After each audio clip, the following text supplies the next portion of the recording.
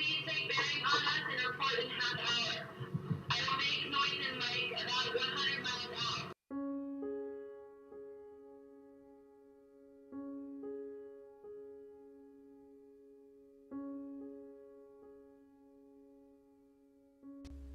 Amelia Mary Earhart was born July 24th, 1897. She was the daughter of Samuel Edwin Staton Earhart and Amelia Otis. She was part German. She was born in Hatchinson, Kansas, in the home of her maternal grandfather, Alfred Gideon Otis, who was a former federal judge and the president of Hatchinson Savings Bank and a leading citizen in the town. Amelia was the second child of the marriage after an infant stillborn birth. Also, Amelia wasn't a very bright girl. She didn't start school till she was 12 years old, whereas she entered the seventh grade, although she did read a lot of books. Then later entered Central High School, and she wasn't really very happy there either, or anywhere. She finally graduated barely at Chicago Hyde Park School in 1916, but Earhart was still confused, so she decided to go to junior college in Algonquin School, Rideau. She dropped out of that school too. You see, her family had money, but with her father being an alcoholic and forced to go to rehab, but her grandmother, however, Amelia Otis, did leave a substantial amount of money. With all of this at hand, she was a free spirit. She became a nurse's aide, and this is when the Spanish flu was spreading, which she herself became infected. Later on, Amelia and a friend visited an airfair held in conjunction with the Canadian National Exposition in Toronto. This is when she became intrigued.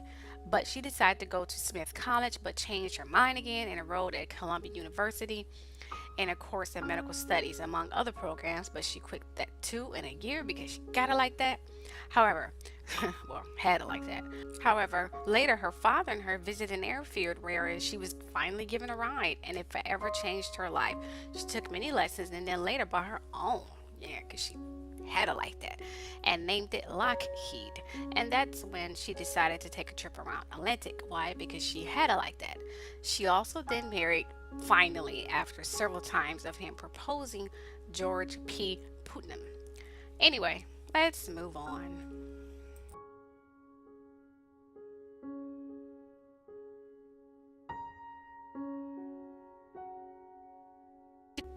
We all know that Amelia was known for getting lost, but no one knew why. Because it was told she kept ending back where she started. But this didn't transpire until after the North America trip. She didn't start getting lost until she decided to take a trip around the world. The first trip she had alleged engine problems. The second trip she got lost and they blamed it on the wind current, but she managed to complete it though. The real reason was because the globe map that she followed wasn't accurate.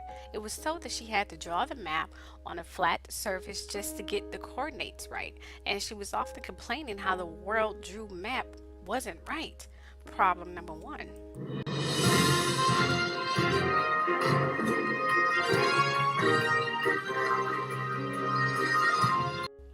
It seems that after their departure from Lade Airfield headed toward their next destination on Holland Island, a tiny U.S. owned island that was just a few miles long, the U.S. Department of Commerce had a weather observation station and a landing strip on the island, and the staff was ready with fuel and supplies. Several U.S. ships, including the Coast Guard cutter of Itasca, were deployed to aid Earhart and Noonan in this difficult leg of their journey. As the Lockheed approached the Holland Island, Earhart radioed the Itasca and explained that she was low on fuel. However, after several hours of frustrating attempts, the two-way communication was only briefly established, and the Itasca was unable to pinpoint Lockheed's location or offer navigational information. Earhart circled the Itasca position but was unable to sight the ship, which was sending out mouths of black smoke. She radioed 1/2 hour fuel and no landfall, and later tried to give information on her position. Soon after, Earhart was lost, and Earhart presumably trying to land the Lockheed on the water. If her landing on the waters was perfect, Earhart and Noonan might have had time to escape the aircraft with a life raft and survival equipment before it sank. An intensive search of the vicinity by the Coast Guard and the U.S. Navy found no physical evidence of the flyers or their plane. As we all know, the last reports were near Howland Island, a last known report near Nukumanu Islands, whereas she radioed being lost. Once again, the globe map wasn't accurate. Let's be realistic here. This was the last known place where anyone heard from her. Here are the conspiracy, but first let me paint a picture. Okay, People say that she had engine problems, aside from getting lost and that she sunk somewhere in the Atlantic. But here's the problem with that. Amelia airplane was equipped with the best radio signals, antenna, and diving equipment, life jacket, and all of it. Well, for that time. But it was the geography by Don Dwiggins of Paul Mantz who assisted Earhart and Noonan in their flight planning. Noted that the avatars had cut off their long wire antenna. She also radioed in several times, as we know. She just couldn't find or understand the coordinates and the map directions. Once again, they were incorrect. As the frantic and fruitless search for Amelia continues, the world may not have heard the last from her. Within hours of her disappearance, distress calls are reported by professional radio operators and later by amateurs with shortwave sets around the Pacific and across the United States. Eventually, more than 100 reports come in, and the Navy and news media take them seriously, looking for clues. If Amelia is using her radio, she must be on land. To charge her batteries, she has to run the Electra's right engine, and it can't run unless the propeller is above water. On the night of July 3rd, calls apparently from Amelia are picked up by Pan Am Airways direction-finding stations at Midway, Oahu, and Wake Island. When they track the signals to their source, it's in the Phoenix Islands, which includes Gardner, now called Nikamororo.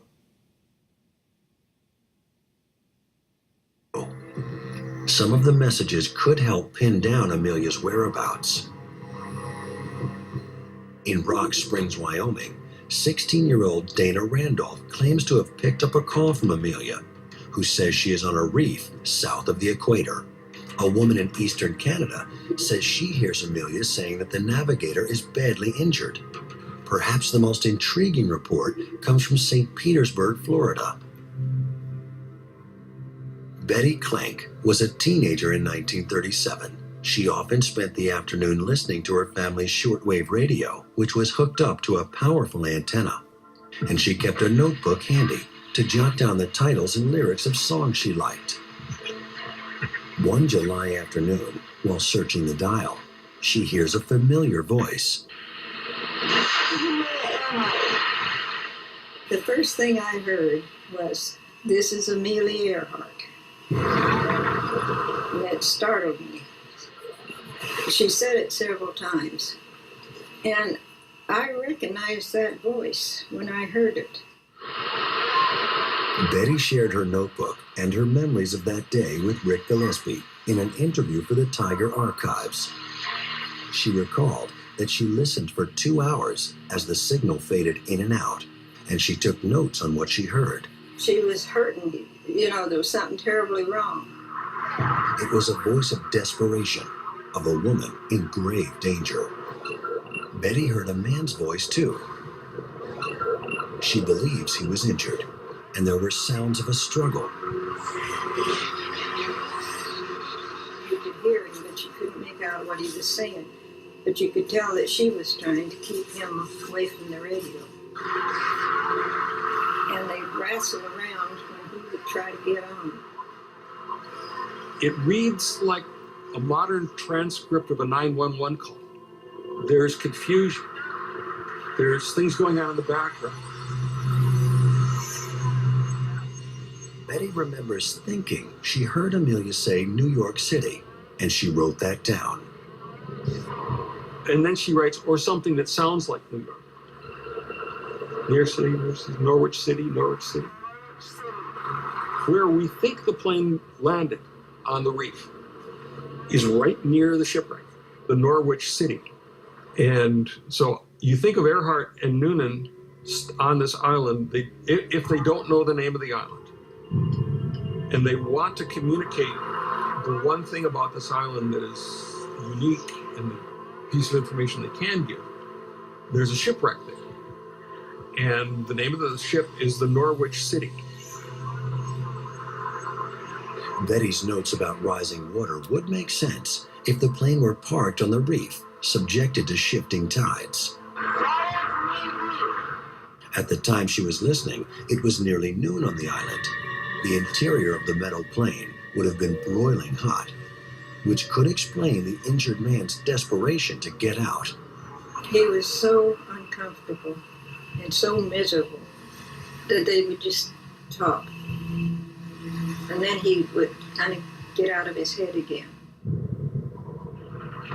The transcriptions in her notebook give us almost too intimate a picture of what was going on that reef. These people were in horrible trouble. Some have questioned how Amelia's signals could have traveled thousands of miles to be picked up by a few random listeners in North America.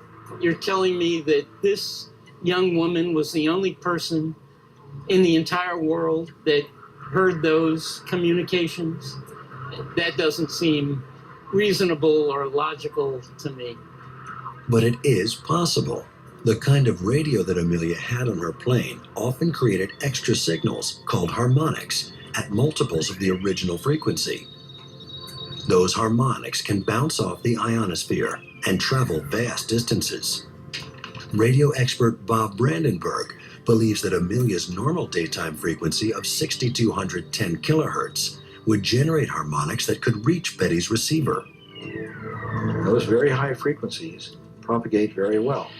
And so the way Betty described the signal, fading in and out, is exactly consistent with the way that signal would behave at that frequency being transmitted from Gardner Island. Finally, the signal faded out completely.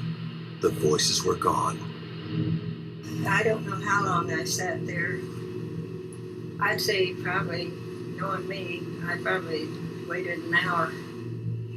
We never heard anymore. Betty may be the last person ever to have heard Amelia Earhart alive. And if she really did, chances are good that Amelia was calling from Nicomaroro.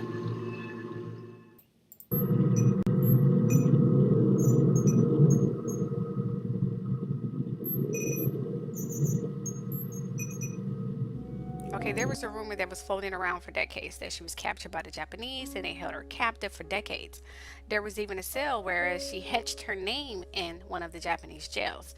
There was even a photo taken that seems to be with her sitting alongside of the dock with the aircraft being dragged out of the water in the distance, with also her companion Noonan standing near. But let's examine the photo closer. Amelia is seen without a shirt, it seems, and her companion seems to be fully dressed and leaning against the pole like he has no worries of the world. Meanwhile, Amelia appeared to be half naked, I say again, looking off to the right and her airplane being dragged out of the water. But the question is why doesn't she have on a shirt, it seems, because her flight companion looks fully clothed and dry. Another thing, who took this picture? Why was it marked as evidence?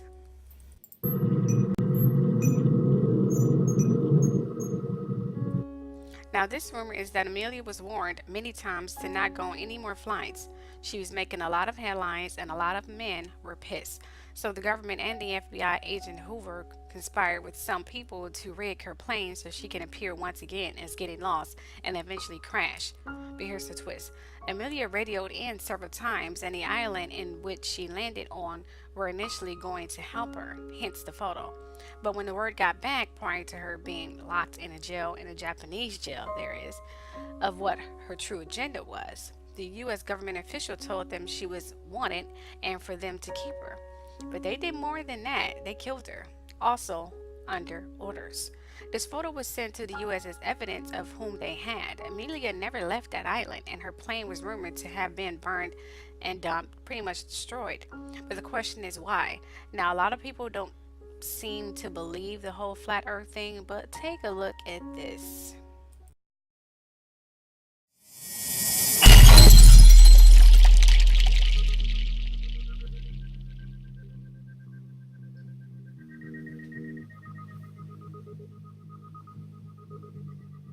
The flat earth model is a working model. It's by no means definitive due to the nature of this massive cover-up. For the past 500 years, we've been completely buying into the Copernicus heliocentric model, but what we do know about the flat earth is based on the azimuthal equidistant map that seems to be working out. This map goes as far back as the year 1000 and possibly earlier. now used as an official map by the U.S. Geological Survey and also as the official logo for the United Nations. Is this our real home being hidden from us in plain sight? I think it is. The first thing a lot of people say is, where's the edge? Well, look at this map where Antarctica is a 360-degree ice barrier that holds the water in. These ice walls are real, and they stand 150 feet above the surface of the water. Then you need to understand that there is no independent access to Antarctica. Average people can only go there on a guided tour. It has no towns, no cities, and no permanent residences. What's past the 150-foot ice wall is anyone's guess. How far the ice extends, how it terminates, and what exists beyond it. The Antarctic Treaty, signed in 1959 by 12 nations and more later on, states that Antarctica is for peaceful purposes only. No military activities, just scientific research and government exploration. Expeditions by any party must be discussed in advance. It's the longest and most successful treaty between nations.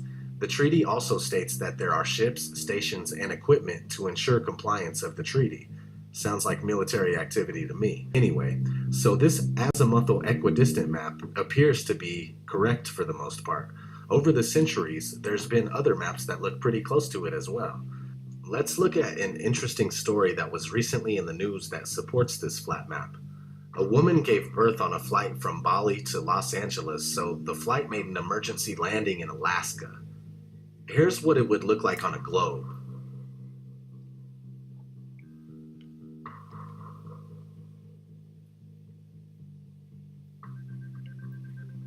Now, here's what it would look like on a flat Earth.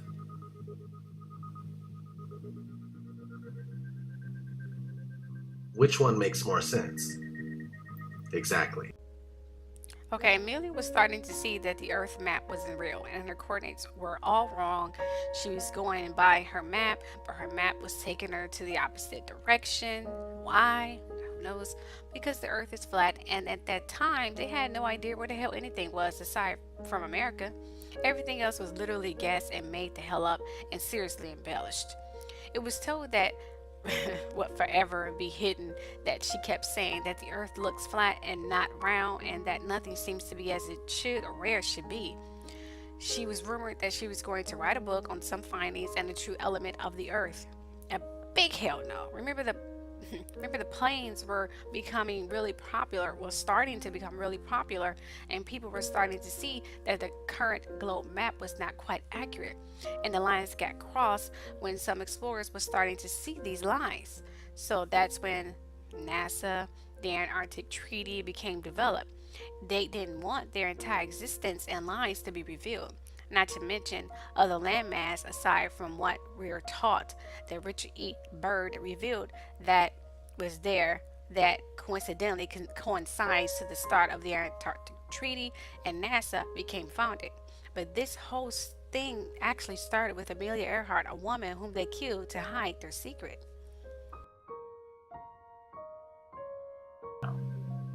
We accept the reality of the world with which we're presented.